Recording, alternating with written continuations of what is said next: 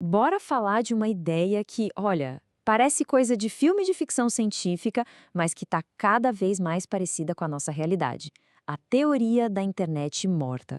É uma sensação bem esquisita, né? Aquele momento em que a gente tá ali rolando o feed e tudo parece meio, sei lá, falso. São sempre as mesmas opiniões, as mesmas piadas, os mesmíssimos comentários repetidos sem parar. Dá a impressão de que todo mundo recebeu o mesmo script pra seguir, não dá? Olha só que bizarro esse exemplo. Tinha uma discussão lá no Reddit sobre o que as mulheres acham atraente e, de repente, uma resposta super específica começou a aparecer em todo lugar. Homens de calça de moletom cinza. Imagina, uma repetição gigantesca de uma coisa tão particular. Isso criou uma sensação de que o consenso é artificial, sabe? É como se um exército de robôs tivesse recebido a mesma ordem. É exatamente esse tipo de coisa esquisita que faz a gente pensar, ué, tem algo errado aqui. E essa esquisitice toda já tem até nome, viu? É o tal do AI slop. Basicamente é o lixo gerado por inteligência artificial que está inundando as redes. O exemplo mais perfeito disso foi aquela onda de imagens do Jesus Camarão no Facebook, lembra? Eram IAs criando umas imagens religiosas todas tortas, sem pé nem cabeça, mas que eram empurradas por bots para gerar engajamento a qualquer custo. É o puro ruído visual da nossa era. Então, essa sensação de que nada é real e essa enxurrada de conteúdo de IA, bom, isso não é só coincidência, não. São os pilares de uma teoria que tenta botar em palavras o que está acontecendo com o nosso mundo digital. E é aí que entra ela, a teoria da internet morta. A ideia é a seguinte: aquela promessa original da internet de ser um lugar para a gente se conectar de verdade já era, foi substituída. O que a gente tem agora é um cenário digital que não foi feito para conectar pessoas, mas sim para manter todo mundo rolando a tela sem parar. É um sistema que controla nossa atenção e nosso comportamento usando bots e conteúdo automático. E olha, essa ideia não surgiu do nada. Quem defende a teoria aponta ali para 2016, 2017 como o momento da virada. Aí, em 2021, a coisa foi formalizada num fórum da internet. E a partir daí, explodiu. Ganhou mundo, principalmente depois que o ChatGPT apareceu e colocou o poder de criar conteúdo de IA na mão de qualquer um. Ok, mas será que isso é só um sentimento, uma viagem ou uma teoria da conspiração? Vamos dar uma olhada no que os dados dizem sobre quem ou o que está de verdade online com a gente. 47%. É isso mesmo. Segundo um relatório da Statista, esse é o pedaço de todo o tráfego da internet que é gerado por bots. Pensa só nisso. Quase metade de tudo que rola online não é feito por gente de verdade. E o mais impressionante quando a gente olha para esse gráfico é a tendência. A linha que representa o tráfego humano vem sendo espremida, ano após ano. Em 2022, as pessoas de verdade mal passavam da metade do tráfego. Isso mostra que a presença de bots não é só gigante, ela continua crescendo e não vai a lugar nenhum. Agora, é importante dizer que nem todo bot é do mal, tá?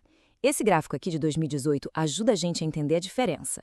Tinha uns 17,5% de bots do bem, tipo os robozinhos do Google que organizam a web pra gente. O problema é que mais de 20% eram bots do mal, aqueles de spam, de golpe, de manipulação. É essa galera que é a ameaça de verdade. Tá, e a pergunta que não quer calar é: por que isso está acontecendo? A resposta, como quase sempre, é dinheiro e poder. Engajamento, mesmo que falso, atrai anunciante.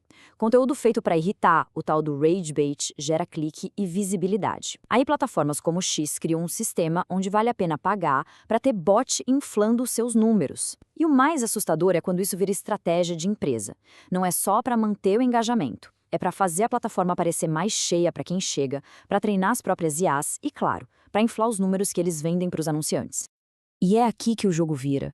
A gente não está mais falando de robozinhos malvados escondidos nas sombras. Agora, é uma estratégia de empresa, declarada publicamente. Quando uma gigante como a Meta, dona do Facebook e do Instagram, diz com todas as letras que vai encher as redes com usuários de IA, a teoria da internet morta deixa de ser só uma teoria. Ela vira um plano de negócios oficial feito para garantir que a atividade nunca pare. Mas claro, sempre tem o outro lado da moeda. Muita gente acha que essa história de internet morta é um baita exagero. Então vamos dar uma olhada no que diz quem não acredita muito nisso. O debate é basicamente este. De um lado tem a turma que acredita numa espécie de guerra tecnológica. Uma IA do bem vai lutar contra a IA do mal e, no fim, manter fazendas de bots vai ficar caro demais. Do outro lado, quem acredita na teoria diz que o buraco é bem mais embaixo. A questão não é só verdade contra mentira, mas sim humanos contra máquinas. E para eles, as plataformas nunca vão acabar com os bots, porque elas precisam deles para fingir que tá tudo bombando. E aí que a gente chega num paradoxo, né? Porque vamos pensar, mesmo que a visão mais otimista esteja certa e a gente tenha IAs super inteligentes ajudando a limpar a bagunça, no fim do dia a interação principal ainda vai ser entre gente e máquina. Ou pior, entre máquina e máquina. A conexão humana de verdade continua ficando de escanteio. Beleza, então depois de analisar os dados e os argumentos dos dois lados, onde que a gente chega? A conclusão é que, olha, talvez a palavra morta seja só uma metáfora, mas as tendências que a teoria descreve, essas são reais pra caramba. Aquilo que parecia só uma lenda urbana da internet, hoje é a descrição exata da experiência de muita gente. O tal fantasma na máquina deixou de ser fantasma, ele agora faz parte da estrutura da nossa vida online. E sério, nada ilustra isso melhor do que esse post do Reddit. Um usuário escreveu um texto super convincente, argumentando que a teoria da internet morta já é a nossa realidade, que o conteúdo de IA está em todo lugar, para no final ele revelar que o próprio post foi escrito por uma IA. É a teoria se provando em tempo real ali na nossa cara. É a cobra comendo um próprio rabo. Então, no fim das contas, talvez a melhor metáfora não seja morte, mas sim zumbificação. A internet ainda se mexe, ainda parece viva de longe, mas quando a gente chega perto, cadê a alma? Cadê a autenticidade humana? Ela virou uma simulação, cada vez mais perfeita de si mesma.